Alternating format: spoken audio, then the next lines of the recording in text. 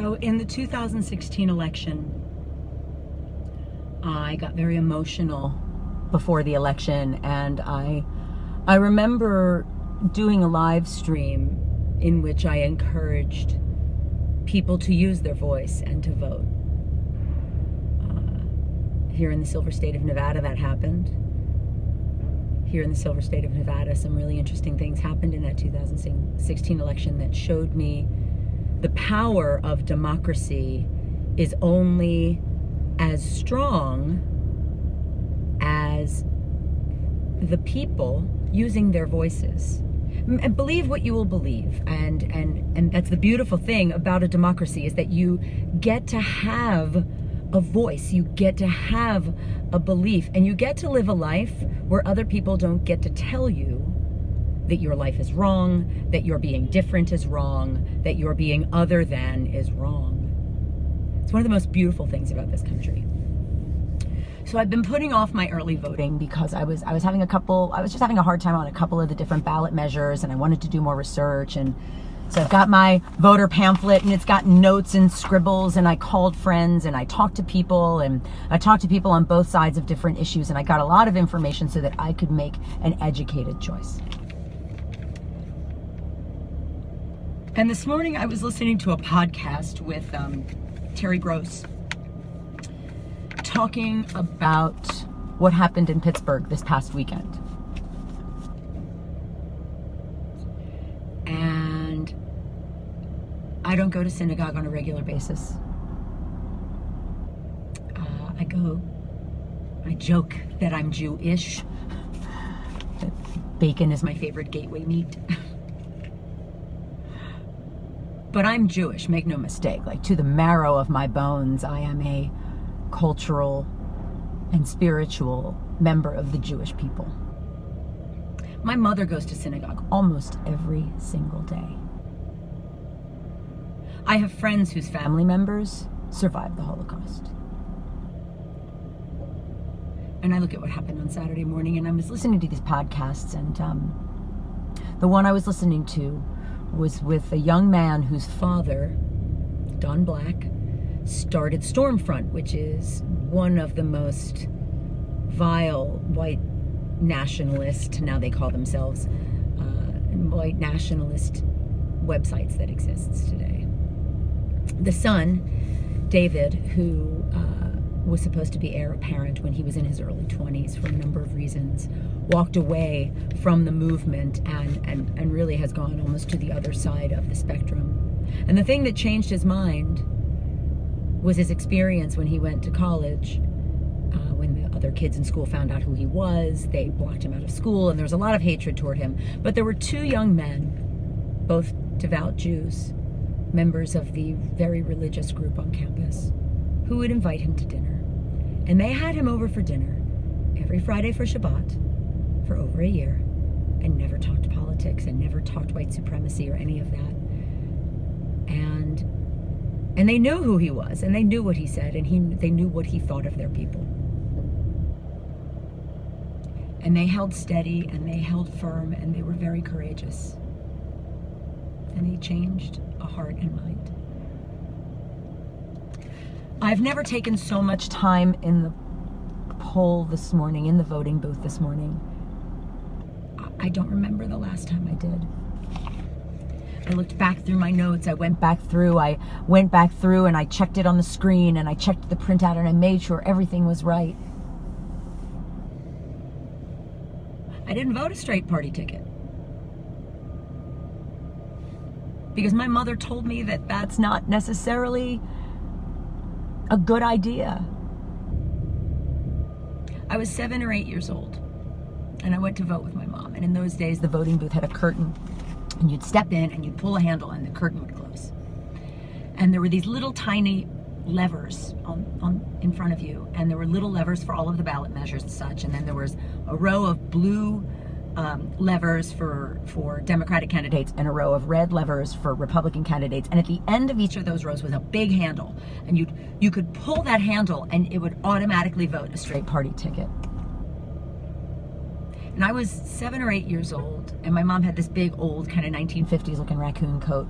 And I remember, I can picture her looking up at her, and she was wearing this gold chain that I now own. And she looked down at me and she said, "Kathy, you never pull that lever." Because the point of our democracy is that it's supposed to be different voices.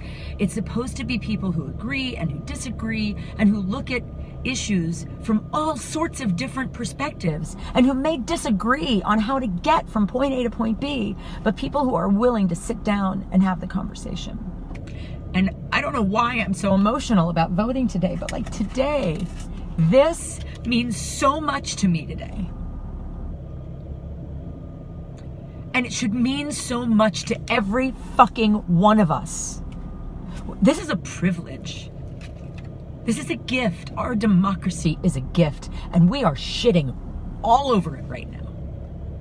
And I'm so tired of party politics. I'm so tired of people saying, all the Republicans are bad, or they support Trump, so I hate them. And it's like, you know what? I may find him to be a vile excuse for a human being. I may disagree with pretty much every word that ever comes out of his mouth. I may believe that he is an embarrassment to the position of the presidency, but you know what? He's still the president. And I have to respect the office and respect those that go there, and I have to not hate. I have to hold steady and not hate. Because if I hate, I become that which I hate. I become that. If you haven't voted yet, vote. Go to the polls. If you have the opportunity to early vote, you walk in that polling place. And if I want you to tell me what your experience is in there, but I want you to walk in there and I want you to look at those people who are giving of their time to sit as volunteers all day long to make sure that legal voting happens. To make sure that people who need help going through the process get the help that they need. And thank them for doing that, because you're not doing it and somebody's got to, and they are. If you have the opportunity to early vote, do it. If you don't have the opportunity to vote, get to the polls on Tuesday. Look at your day, carve out time, tell your employer you're going to vote. By law, they have to give you time to do it. If they say they're not going to give you time, then you call the voter hotline and you let them know that your employer is not allowing you to vote, because guess what? That's against the law. Whether they're doing it because they don't want to let you off work or whether they're doing it because they disagree with your politics doesn't matter. You have the right to vote. And if you don't exercise your right to vote and you don't like what's happening in this country, shame on you. Shame on you. Our country is one of the most magnificent places in the world, and we are shitting all over it. We owe this not just to the people who walked in front of us and built this magnificent country in which we have the privilege to live, but we owe it. I mean, I don't have kids, but I owe it to every friend of mine who's got a child. I owe it to my nieces and my nephew. I owe it to their kids that one day, hopefully, we'll have a democracy where they get to go and cast their vote for the candidates in whom they believe. My heart is so broken right now. It is so broken that our country is so broken, and all people want to do is yell at each other. We just have to stop the yelling, please. If you find yourself in a disagreement with someone and you find yourself getting angry, just stop. Take a breath. And remember the person that you're arguing with. You know, you can question their judgment, but you cannot question their motives. That's not my line. That's a line from Senator Mike Mansfield. By the way, a conservative Republican senator from the state of Montana, who was Senate Majority Leader. And that was a story he said, it was something he said to a young Joe Biden, who had come to him angry because he thought that Jesse Helms was a waste of flesh. He thought that Jesse Helms was a terrible person. And he related to the senator something he had heard Jesse Helms say. And Senator Mansfield looked at him and set him right, explained something to Joe Biden that allowed him to see that Jesse Helms may have disagreed with him, but he wasn't a bad person. And Senator Mike Mansfield looked at Joe Biden and said, "Joe, you can and should always question a man's judgment. But you should never question a man's motives, because you just don't know. The day we stop talking to each other, the day we stop treating each other as civil human beings, we're done. We're done. And we're not done yet. If you don't live in Nevada, if you don't live in Southern Nevada, your voter sticker isn't nearly this cool, so I'm sorry for that. But get one.